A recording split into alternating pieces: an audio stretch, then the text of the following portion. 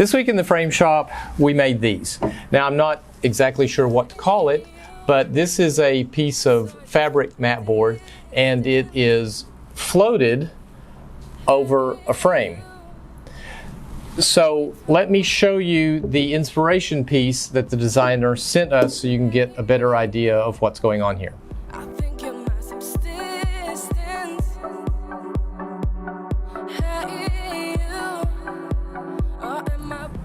All right, so this is a pretty common thing that happens here at Artifacts every week. We'll get a request or an idea from our designers, and then it's up to us to figure out how to make it.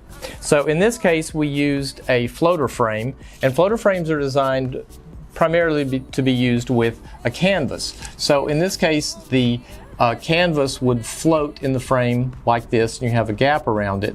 But for this project, we used the floater frame, but instead of a canvas, we put another black frame inside of it. So you can see that that creates the space, and then we would put the fabric out here on the front.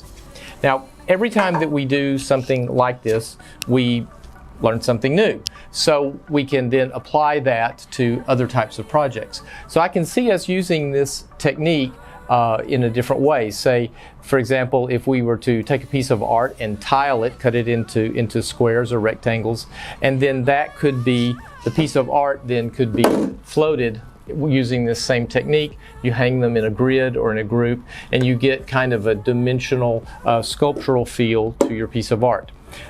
So I think there's lots of applications for this. We're always learning new stuff, and it's always fun to try to apply that to other projects, other ideas, and expand on it.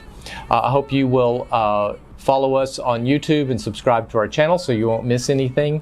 And check out our website at artifactsart.com, and I'll see you next time in the frame shop.